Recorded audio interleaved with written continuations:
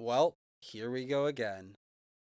Hey everyone and welcome to my channel. My name is Lucas, and if you know me, which surely you don't because this is really only my first video, you know that I love me a good and suspenseful psychological thriller. Oh yeah, that's right, I live for all those dark and scary twists and turns.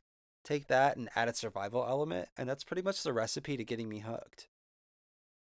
So, naturally, I decided to give Yellowjackets a try, and let me tell you, a lot more was packed into that hour than I anticipated. And since I'm already hungry for more, I figured, why not make a video on it breaking down what I feel are the key elements this series has?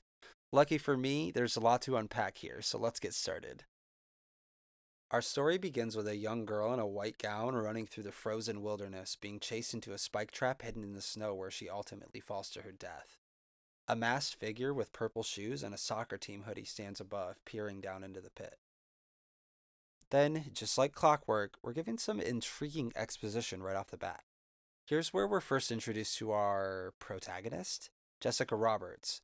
She's a quote unquote reporter who's looking to dig deeper into an infamous story of this all girl high school sports team turned clan of plane crash survivors. Not just any high school sports team either. We're talking about the Yellowjackets here, and we're going to motherfucking nationals! Woo! Woo! We're also getting all time skippy up in here, but don't worry, it's all good. The story's gonna bounce back and forth between past and present, like a messed up thriller version of This Is Us or something, but surprisingly, they pull it off very well. And bearing that first scene in mind, when we do fast forward to 2021 for the first time, we're already riddled with questions, and just like Jessica Roberts, we're going to be looking for answers. If you change your mind. 25 years after the harrowing events that took place, we get a glimpse of Shauna, one of our main characters. She's played by the always excellent Melanie Lynskey, by the way. We only got bits and pieces of the full picture before, but present Shauna all but spells it out with a line of dialogue that I found a little bit on the nose, if I'm being honest. We also find that present Shauna is not only reluctant to talk about the finer details of those traumatic events, but flat out refuses, exchanging some heated words with Jessica, who was subtly provoking her. The thing is, Jessica doesn't believe Shauna, and she knows that there's a bigger story than what Shauna lets on, and judging all the way back to that opening scene, I'd say she's right. Next, we're introduced to another one of our main cast, Natalie, portrayed by iconic actress Juliette Lewis. And if you don't know who Juliette is, I strongly recommend watching one of my favorite films of all time, Cape Fear. Juliette's performance was so strong in this film that she was nominated for an Academy Award. Natalie, as we can see, is in rehab in the present. During an anger management meeting, we get a glimpse of something darker and more sinister hiding within Natalie. After delivering a cryptic line about losing her purpose after being rescued, we're then given a scene of younger Natalie, a grungy burnout, smoking and drinking with her delinquent friends. We're painted a picture of a lonely, misunderstood girl who self-medicates. When not amongst the social hierarchy of her sports team, Natalie becomes almost aimless, losing purpose. And I feel this will be a major plot point for the character moving forward based on what she said at her meeting. The scene cuts away back to the wilderness where the girl's naked body is being dragged, strung up to a tree, and bled out. Assuming this is the same girl who fell in the trap, I would wager that they were hunting her as game. For the second time so far, we're hit with a 90s music nostalgia bomb in the form of Salt and Peppa's Shoop. This time, the Yellowjackets are all singing along. We see they're getting ready for the pep rally, and hey, who doesn't love pep rallies, right? Girls, soccer champions! We see a frank discussion between Jackie and the head coach, who gives a backhanded compliment, but maybe also an important one for exposition reasons. Jackie is the type of person who has influence, and isn't influence kind of needed when your plane crashes down? Surely a group of scared and starving people are going to be looking for a leader, like a hierarchy or tribe to fall into. Why then do we open the show with what I presume to be Jackie's death? At the pep rally, we're met with an underwhelming response to the guys' team, which is kind of funny when you consider that they're the ones who got the billboard. This is in stark contrast to the roaring support the Yellowjackets receive. Further illustration of the fact that this team are essentially the stars of the school. Not only that, but they have the skill to back it up. Back in present day, we find another one of our Yellowjackets by way of TV advertisement. Taissa is her name, and she's running for senator of New Jersey. In present day, Taissa is now married and a parent, much like Shauna, but this time it's shown in a different light. The photographer even goes as far as to call her the queer Kamala, which tells us everything we need to know about Taissa's current state of affairs and some of her motivations. It also strikes me that, much like the other girls so far, Taissa also cannot escape her traumatic past. And thanks to some fine acting, Tawny Cypress delivers this image of a woman who's trying her absolute hardest to appear happy, healthy, and sophisticated. I find a bit of contrast between Taissa and Shauna in this situation as well. Where Shauna shuts down an offer from a reporter wishing to remain hidden within the confines of her mundane life, Taissa thrusts herself into the public eye, and while one would assume that would just draw more attention to her past, perhaps it can be used as a way to keep fingers off of her. Back in 1996, some of the girls are having a meeting about a freshman member of the team named Allie. Allie's performance has been less than great, and Taissa has crafted a plan to ensure that Allie can't get in the way of the team's success at Nationals, a plan that Natalie vocally disagrees with. Also, can I just mention here how seamless the transition from Tawny Cypress's present Taissa to Jasmine Savoy's past Taissa is? I'm not sure how much time these actors actually spent together, or if they studied each other's body language, tried to work on their role together, but it's stunning how even such a small detail as the way Taissa crosses her arms can translate into the present version's astute stature. Bravo, well done. Side note, this plan of keeping the ball away from Allie is what the girls call freezing her out, which maybe has different implications when you're stranded all alone in the Ontario wilderness. Either way, Natalie isn't the only one who disapproves of the plan. Lottie also doesn't appear to be on board, and Shauna seems to be on the fence, remarking how Jackie won't like the plan. Taissa's suggestion that they omit that information seems ominous at the very least. Then we probably shouldn't tell her. We're given another peek at Misty, the girl cheering at the pep rally. Her role on the team seems to be that of a water boy, water girl? And that's what I call high quality H2O. She's there to help Coach Scott take care of the team's needs, assist with setting up equipment and cleaning it back up, and more.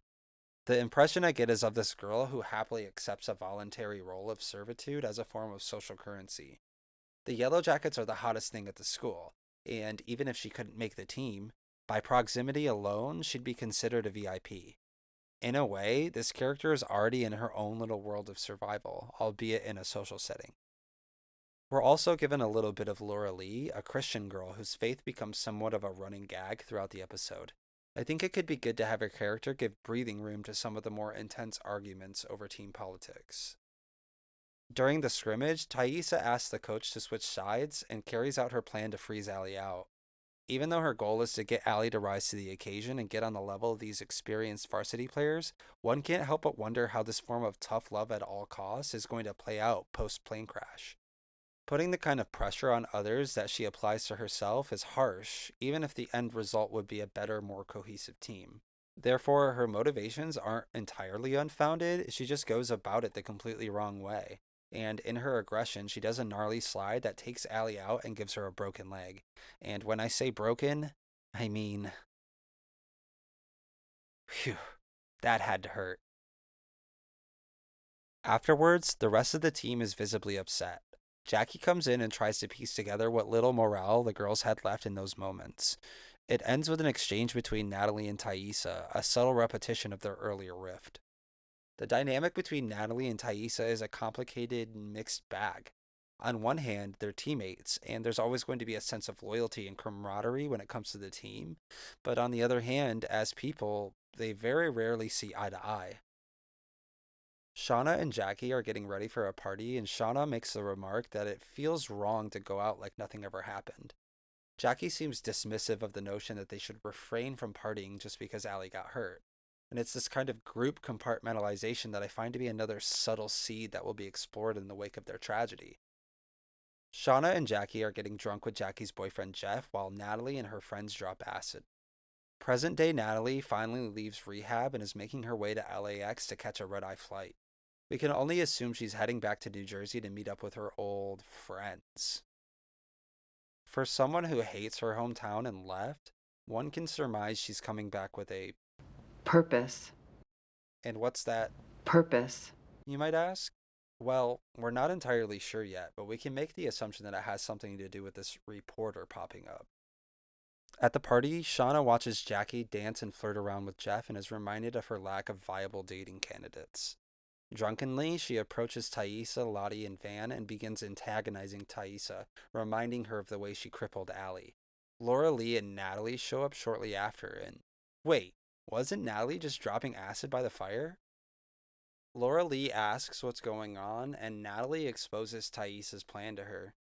Feeling defensive and cornered between Shauna and Natalie, Taissa lashes out at Natalie.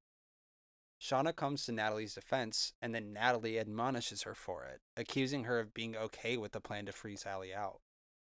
All three then snap at Laura Lee for asking for clarification. This sequence of events shows where lines are drawn when it comes to the social dynamics of the group. Even though Shauna comes to her defense, Natalie feels like the lone wolf for being the only one to vocally disapprove of Taissa's plan and walk away entirely. The argument between Shauna and Taissa reaches a boiling point, and Jackie shows up to reel them in. She orders her Yellowjackets to follow her, and it's in this scene that we really get to see the influence Jackie has over her team. Using her power of persuasion, she gets the Yellowjackets to turn to one another and make up for their indifferences. Shauna apologizes to Taissa, who remarks that she didn't actually mean to hurt Allie, but Shauna still doesn't believe her. Standing back by the fire, Natalie starts her acid trip.